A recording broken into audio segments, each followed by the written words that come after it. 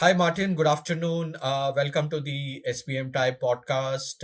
It is great to have you on the show today. Hi, Tiro. Thank you for having me. It's a pleasure to be here with you and talk about self compensation. Great, Martin. Martin, today's topic, which we would like to discuss, is what should organization take into consideration while designing their incentive plans? And I would definitely like to prick your brains with the different areas, the questions that I'm going to ask about it, and it would be great to understand your perspective. Uh, the first question that I would definitely like to ask: how did you really land into sales compensation in the first place? That's a good question, and I must say I have get into sales compensation by accident. So I was leading a billing and collections team at the startup at the time that we had some issues with commissions, and no one really wanted to do it. So it landed on my lap as the closest thing, and so we solved the issues, and somehow I stayed within the comp because it's Hope very you don't much. regret it. Hope you don't regret it. Yeah, it's not at all, because it's a very important lever into the company strategy.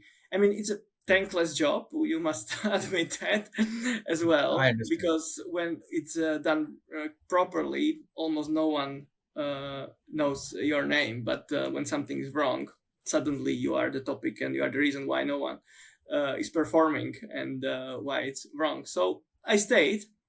In the end, I'm in the space for about more than 7 years now, moving from startup into scale up enterprise, having admin roles and manager roles within the space. So it's been quite a good journey.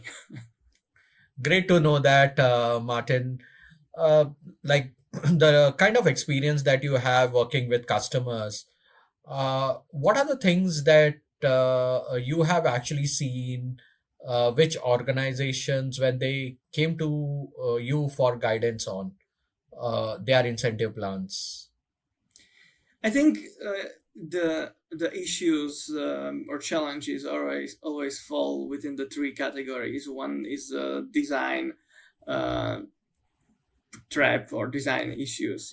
Companies try to solve Correct. every possible issues with sales compensation plans. So adding gates, quality, and then it becomes not very motivational. Then we have governance gap. We have weak processes. You don't have anything written, weak policies. So then you ended up being disputed, and a lot of issues around how you actually credit the sellers. And then it's a strategic thing. You know, Correct. you end up not updating your plan in years. Suddenly your go-to-market strategy changes, evolves, economic environment changes, so you are behind, and your plan is just not reflecting the reality of this. So, and I must say, these aren't separate problems. They are symptoms of the same root cause, that compensation, or the companies are not thinking about compensation systematically. And Mm. No, I agree with you definitely because I have actually seen sometimes sales operations teams wants to be very creative as to how they wants to drop those plans. But do you feel is there a need for it today, or what are your thoughts in terms of how organizations should simplify plans to drive growth? I think the simplicity is still number one aim that companies should aim for, because I can tell you the worst plan I have ever seen had 11 metrics. So you can Oh my God. imagine, you can imagine, and it was tied to a target incentive. So if you there was very little reward for some of the metrics, and I don't know about you, but for me, when I wake up on Monday morning and I see 11 metrics, I just simply wouldn't know what to do. So that's something definitely that should not happen. And every metric after the first two or three, the most, it's just this is Correct. symptom of different problems. So maybe a process problem, maybe a quality issue, or management gap. So we are trying to solve something with the comp plan. So it's not ideal, but it's like a technical debt basically. You just No, keep I adding definitely agree things. with you. You just I keep de- adding things, and each fix is right at the moment. But when you put them Correct. together, it just doesn't work at all. So it's eventually the plan accumulates a lot of metrics, as in my example I've seen, and then it collapses because it no longer drive any motivation. So I think the issue is also, or the good thing to do is to, when you design a plan, like ask questions. Is this linked to our strategy? Is this controllable by the rep? Can we audit? Can we measure actually? Because there's in a lot of cases, there's an issue that we actually cannot measure what we have designed for. And Correct. can we explain it? And is it actually linked to an ROI? And if any of that answer is no, that metric shouldn't make it into the comp plan. So compensations should motivate outcomes, not compensate for missing systems. Correct, correct. I agree with you definitely. Like in last 20 plus years that I have been in this particular space and being a sales guy in my earlier life, right? If I don't sales compensation plans were always a black box for most of the sales guys, right? And Because it there are shouldn't so be. many metrics. Yeah, there are so many metrics and various permutations and combinations of conditions, right? Like a sales guy, would he spend time understanding that, or should he go and sell in the market, right? So, Exactly. like if a sales guy, I definitely feel if a sales guy is not able to explain his plan in under 60 seconds, then I feel the plan is always already a failure. I would say 2 minutes, but yeah, we can argue about that. No, I agree. I agree with you. That comes to me to the next question that I actually have. What I have really seen is organizations really struggle with past period adjustments or clawbacks that goes into multiple years. What do you feel would be the best strategy that organizations should really adopt uh, to address that? So, like every comp admin dream is that there would be no past period adjustments, but we all know that that's basically not possible. But I feel that it's about approach that company takes into or against these. So your documentation should be strong enough to cover and exclude the past period adjustment, because those will happen. For example, the customer churn, billing changes, billing errors. So the retroactive changes would still be there, but there shouldn't be the default behavior. Uh, it's uh, it's whether they happen by design or by sheer improvisation. And I'd rather set a system where we prepare for something like this, and document first, then calculate and prepare for the changes. So communication is also the second part of it. you don't just keep documentation or process for yourself. You just say that, okay, these are the possibility that might happen in the future. This is where we are changing uh, past, and this is where we are not. For example, that there is like commercial changes or quota relief for underperformance or over performance. So anything that looks like a bailout from what we have done wrong. It's the problem with retros, I think, is not that they are happening. It's just that they are happening without clear rules and the communication. I think I think maybe also one thing to add is like hierarchy changes. For example, I bet you've seen it in your past experience, because they are happening very often, and they are one of the biggest reasons for the changes. So there should be a clear rules like how we update them, and where is the line for that company is making to adjust for hierarchy not being updated in the comp systems, for example.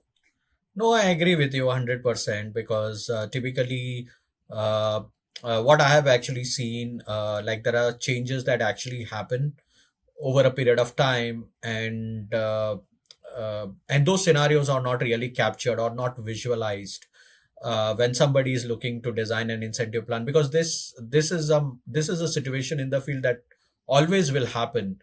But how do you design that plan to address those things rather than just depending on doing those past period adjustments, is something I definitely see working with organizations and being on their board of guiding them through this particular journey. They typically don't look at this, and this becomes a kind of a modus operandi every time those things actually happen. And it is good to really understand from your thoughts in terms of how organization should really address those challenges. So the next thing, like we see a lot of vibrant startup ecosystem right now, right? A lot of startups booming in, being minting in terms of raising money and all of that. So what are your thoughts in terms of whether they should incentivize growth against uh, having quality incentive plans? What are your thoughts around this? I think I think every early startup should definitely aim for as much growth as possible. So the comp plan should reflect that. It's like really close ARR as fast as possible, be rewarded, move on, and and repeat. So it's something that they need. They need momentum. They need double-digit growth, and but then over some period of time, sometimes sooner, sometimes later, something predictable happens. That no, every ARR uh, is the same, because some deals are stronger, some deals are not that great because they have delayed start, different or complicated billing invoicing structure, and collection issues. So how do you incentivize still the growth without sacrificing the quality? The first instinct everyone has, like, let's put a gate, let's put something on top modifier or anything. Correct. But uh, I think you can solve it within the plan itself. So you can still reward the momentum. So structure deals or maybe split them into the two categories: conforming, Hmm. non-conforming. This is what Correct. we have done in the past. Conforming is something that meets all your criteria of a good deal, Hmm. like billing upfront or payment upfront, Hmm. for annual, multi-year deal, um, start right away. And then there is a Correct. second category of the deals. You still want that ARR, but the deal is maybe not as good as what I just described. Maybe the invoicing structure is monthly. The payment is also monthly, quarterly. You have POC. You have something that start the delay is the start. So you create a second category, and then you have something that you are incentives you are paying for conforming deals upfront at the beginning, at the booking day. And for non-conforming, you can split commissions into two parts. One at ARR start date, and the second one at like when the deal actually meets the your requirements or economic validation. So I think it your comp cannot get into the situations where it creates like or is doing like the quality informants work that should be done separately. So Sure, you need I to. agree with you. Yeah, I agree with you. Definitely, that's how it needs to actually happen. That boils down to my next question. What I've really seen based on the ecosystem where the startups really work, they need to do a constant changes in their GTM strategies, right? But but their incentive plans do not uh, keep pace with it. What should you think that organization should consider, like as they are changing their GTM's plans or strategies, how that needs to be reflected on their incentive plans? I think the first thing that comes to mind to answer your question is communicated well, because uh, the the strategy and compliance must evolve as the strategy does. So the go-to-market shift, job profiles changes, startup becomes scale up, then enterprise, and sellers don't usually fear change. They fear uncertainty. So the Correct, communication correct, needs to be correct. really the where you emphasize and you design the plan and evolve the incentive plans based on the maturity of the company in your strategy. But you need to also fulfill the second part of equation.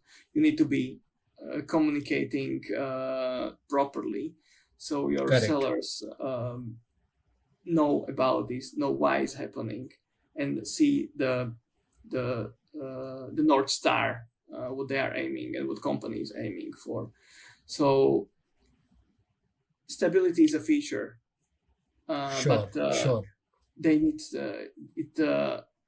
You need to evolve the program. So Sure, um, sure. I definitely agree with you. What I have actually seen, organizations comes with a plan that on the face of it looks like it is actually going to work, but if it is not communicated in a proper way to the feet on street, then the essence of the plan is already lost, right? So I definitely agree with you. As communication is a very important aspect that most organizations ignore, but I feel the yes, age that we are living in, it's very much important to have that properly communicated in terms of how they are would be compensated for that particular aspect of it.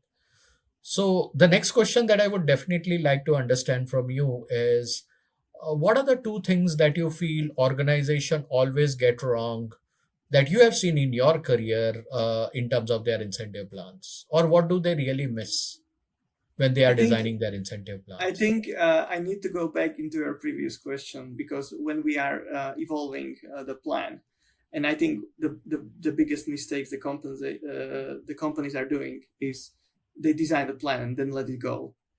Basically, they are not evaluating. They are uh, they built an experiment of behavior of their sellers, and then they are not reading the results of it. So you have your plan that you change, and now Hmm. every day your comp plan drives certain behavior, certain decisions. So your sellers are doing things designed by you in a plan. But if you are not reading these signs properly and evaluating what behavior you are getting, like what deals they are pursuing, customers' approach, prioritization, that's the real-time data that sales compensation teams are sitting on, and they can tell you a lot of things, but you just need to read them, Correct, like correct, what correct. deals are stalling, where reps spending their time, which metrics drive action and which are not in the end, Mhm. whether your accelerators are paying out on deals that would have closed anyway, for example, or not. So this data exists. It is sitting in our comp systems, and in most companies, it's only used to resolve disputes, for example. Correct, correct, correct. So I think it's not that comp is treated as an admin, but it's that comp is treated as done for a year, and then only administer, not owned by someone. I think the ownership Correct, is correct, the right word. So, uh, like the correct. question I would ask someone, maybe even right now, is, the comp plan has been running for some months.